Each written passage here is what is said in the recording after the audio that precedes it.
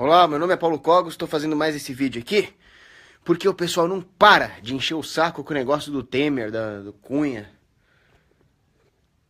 Se é que isso aqui tá gravando mesmo? É um absurdo. E o fato é que as pessoas estão perdendo seu tempo. Eu já expliquei isso num vídeo ontem.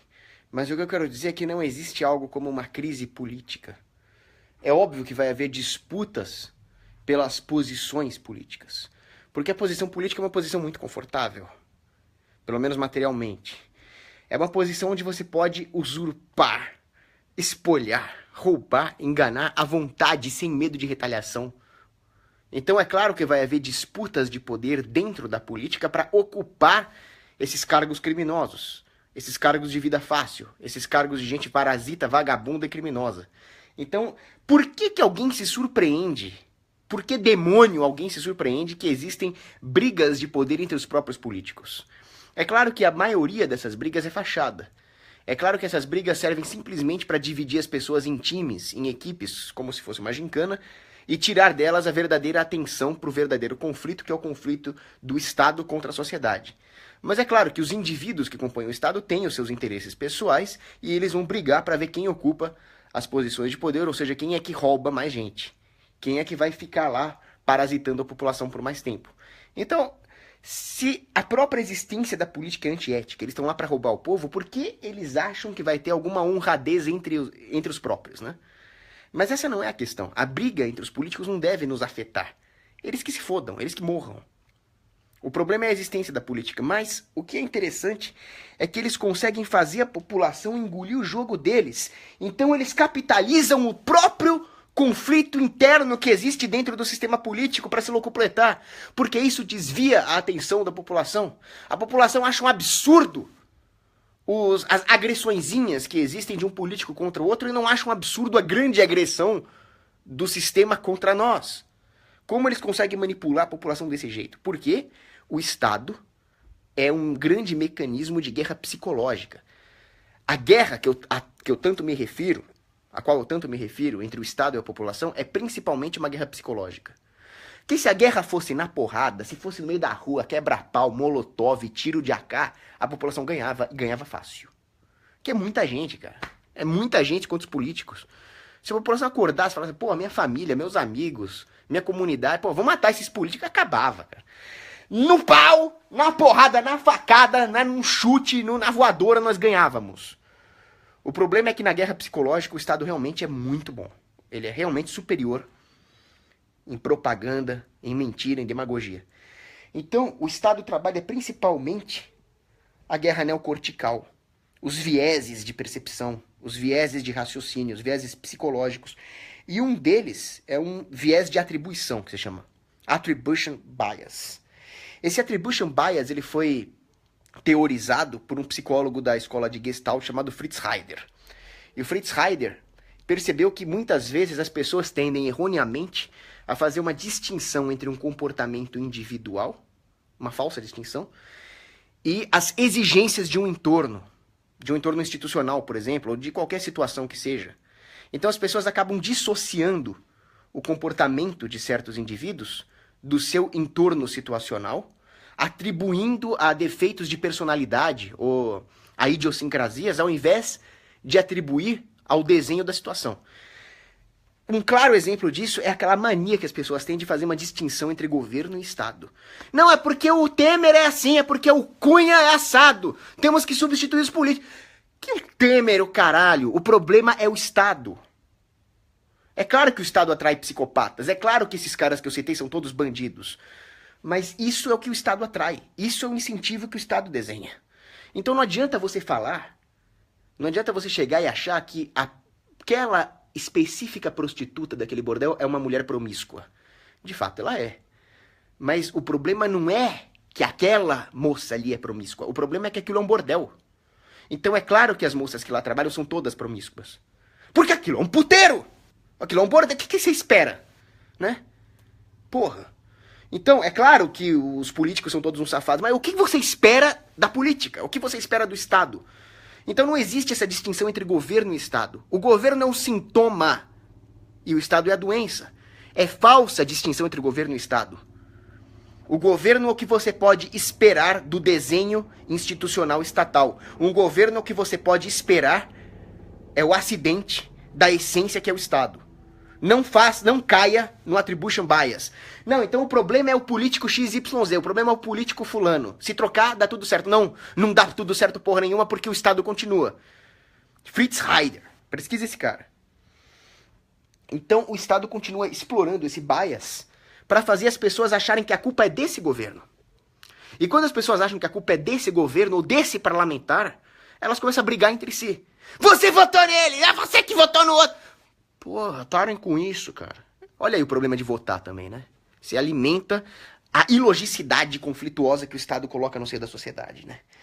Outra coisa também, tem um artigo do Robert Higgs, que é genial, que ele fala como o Estado gosta de praticar regulações que são completamente imbecis, até para os parâmetros imbecis do Estado, mas que o Estado faz isso para mostrar serviço.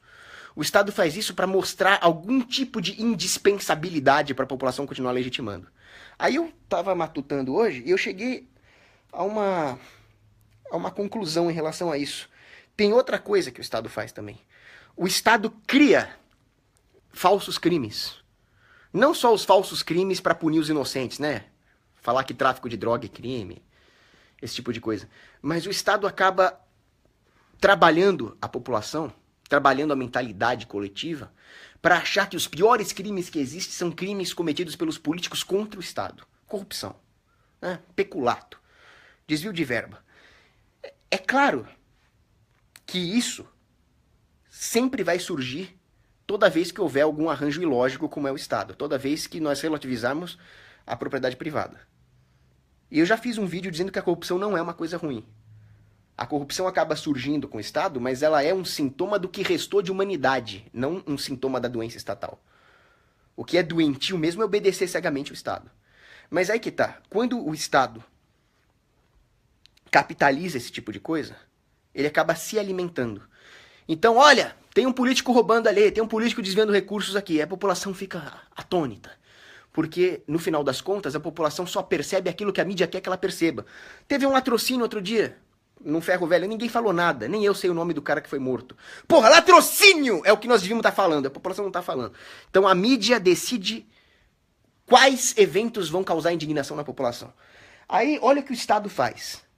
O Estado pegando aquilo que o Robert Higgs percebeu e levando a níveis de elite, níveis de expert. Que eu estava pensando nisso hoje. O Estado aproveita-se dessa característica acidental, que é a corrupção, desvio, propina, um compra o outro dali, o outro compra o delator de lá, normal, normalíssimo. E aí ele transforma isso no pior crime que pode acontecer, pior do que estuprar uma criancinha. Aí o que ele faz? Ele usa o próprio aparato estatal para fazer uma falsa justiça, uma justiça de fachada e acalmar a população no melhor estilo Walker Texas Ranger. Nós somos os policiais federais, nós vamos prender os corruptos, nós vamos acabar com os corruptos, nós vamos colocar todo mundo na cadeia. Aí não tem mais direitos humanos, né? Toda aquela peninha que o pessoal tem de estuprador, toda aquela peninha que o pessoal tem de latrocida, acaba. Corrupto, vagabundo, filho da puta, tem que morrer! Aí o Estado sai como super-herói, né? Aí o pessoal começa a pensar o seguinte: então o problema realmente era o governo, não era o Estado. Aquele político era corrupto, aquele político era ladrão.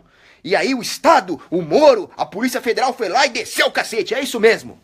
Temos que ter um Estado mais forte, mais eficiente. Pronto, ele se alimentou. E vocês, otários, caíram. Como sempre. Eu já vi nego falar em voltar às Forças Armadas por causa dessa porra que deu com o Temer e com o Cunha. Ditadura militar. É claro que a democracia que tem hoje é muito pior que uma ditadura militar, mas quem disse que ditadura militar é bom, porra? O comunismo é uma ditadura militar. O dia que o comunismo chegar no Brasil, e vai chegar, vai ser pela mão dos militares. Parem de puxar o saco dessas azeitonas vagabundas. Então, saibam como o Estado age. O Estado se alimenta de todos os seus erros psicológicos. É assim que ele age. E aí, ele acaba modificando a nossa própria percepção moral. Tem uma frase do Joseph Sobran, que eu achei genial. Ele fala: a prova do sucesso da propaganda estatal é que a palavra Estado não causa temor na população. Você chega para a população e fala Estado. whatever, né? Aí você chega pra população e fala anarquia. O pessoal pensa que é bagunça, o pessoal pensa que é carro virado na rua pegando fogo. Anarquia assusta e Estado não. Mas o que é anarquia? É simplesmente não ter um filho da puta te coagindo. E o que é o Estado? O Estado é bomba atômica, o Estado é o Holodomor, o Estado é o Holocausto, o Estado é pogrom, o Estado é apartheid. Porra, isso devia assustar a criancinha, cara. Você devia chegar pra um bebê na cama e falar Estado, e o bebê... Pô, devia ser assim, porra. Então o Joseph Sobran matou a pau aí, né? Olha a prova da eficiência da propaganda estatal. Aí, mais uma vez, matutando em cima do que o Joseph Sobran falou, eu fiquei pensando, por que a palavra traficante tá associada a um filho da puta, a um bandido? Você fala traficante, o cara já imagina o pior filho da puta do mundo. Aí você fala policial da rota. Esse cara é bem pior que um traficante. Esse cara cria os traficantes mais perversos que tem. Então eu tava vendo lá, por exemplo, a menina que foi presa nas Filipinas que tava vendendo droga nas Filipinas. Porra, você acha que essa menina é uma ameaça pra alguém? Ela não é uma assassina, ela não é ladra, ela simplesmente pegou cocaína e foi vender nas Filipinas porque lá tem oportunidade de lucro. Como o governo aperta muito ali, deve estar escassez de oferta, porra, ela ia lucrar pra cacete. Foi presa, infelizmente. Uma pena. Ela não é uma ameaça pra ninguém.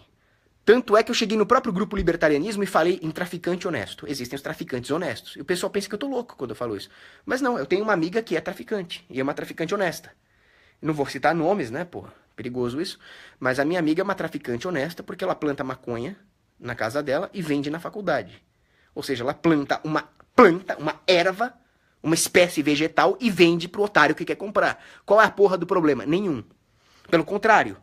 Ela tá impedindo que o playboyzinho lá da faculdade dela compre do traficante perigoso, assassino, criminoso. Ela tá tirando o lucro dos bandidões. Pô, ela devia ganhar uma medalha.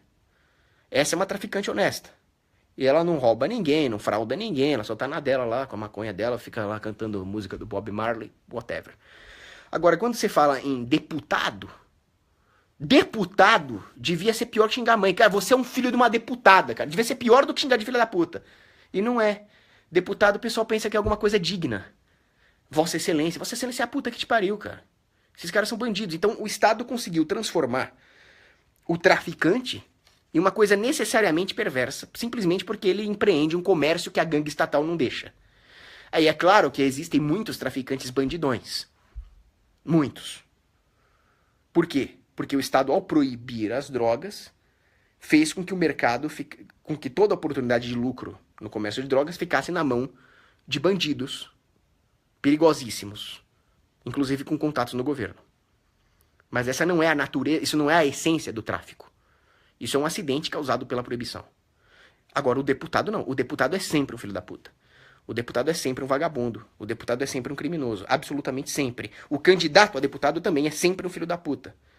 O cara que tem essa arrogância moral, que é o grande mal dos tempos modernos, essa arrogância moral, achar que nós temos alguma capacidade de construir nossos parâmetros morais sem Deus, isso é o mal do laicismo, do iluminismo, do modernismo. E toda a dignidade falsa, toda essa aura de falsa dignidade em torno dos políticos vem disso. Deputado devia ser um xingamento pior do que xingar a mãe. Traficante não. Vamos lá, responder perguntas que eu vou ter que sair.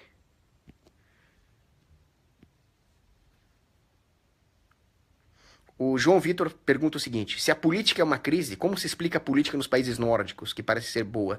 Exatamente. Essa é a maior crise de todas.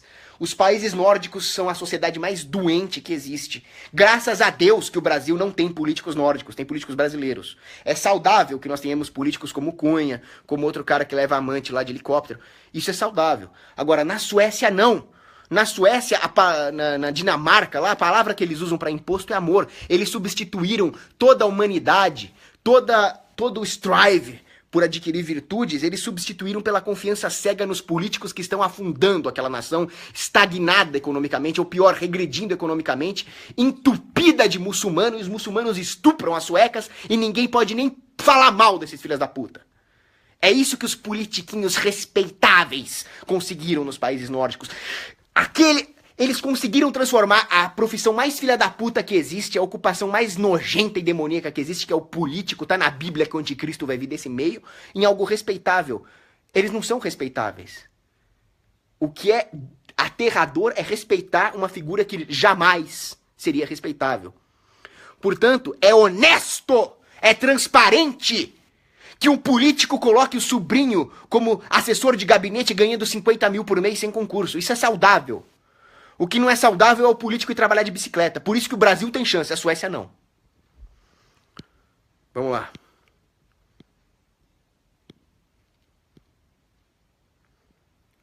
Um salve aí para os alunos do Dom Bosco, salesianos, excelentes.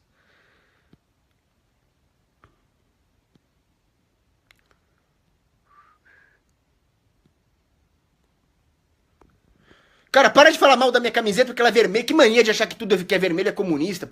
Isso aqui é tapeçaria de Bayeux, Guillaume de Conquerant. Ah. Isso aqui é saudosismo medieval puro.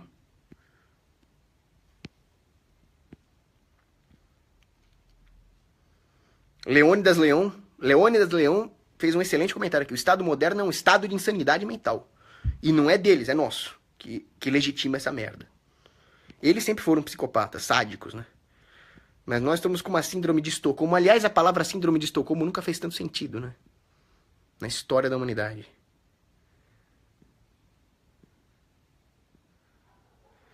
O Edmundo Morgatório da Fuça, que raio de nome é esse?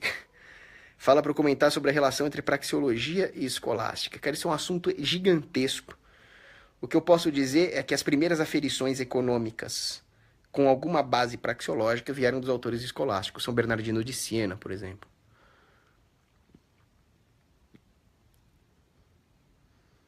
João Paulo II, por exemplo, era um grande praxeologista. Existe muita praxeologia em Aristóteles, que foi uma das inspirações da escolástica, né? Tem várias coisas que dá para falar, mas depois eu falo porque esse aqui é um assunto gigantesco e eu preciso sair.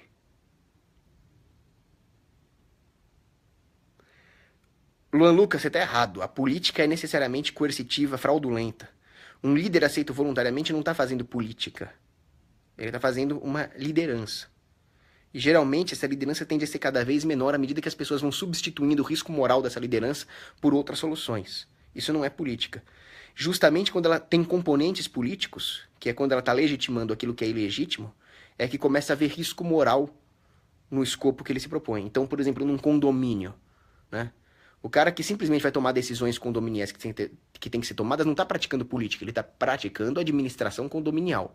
A hora que ele começa a querer dar um jeitinho, favorecer um aqui, desviar, aí já começa a ser político. Político é uma coisa, então, prejudicial, em detrimento da boa administração. A política é o contrário da boa administração, da ética, da técnica. É a negação da ética e da técnica. Felipe Oliveira Paiva, como você vê os nórdicos em um futuro próximo? Allahu Akbar! Infelizmente.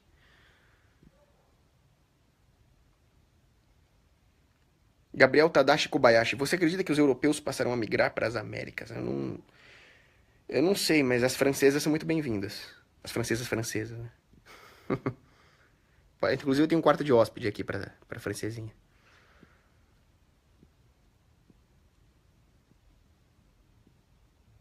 Tô pulando um monte aqui, eu tenho que sair. Tô meio apressado.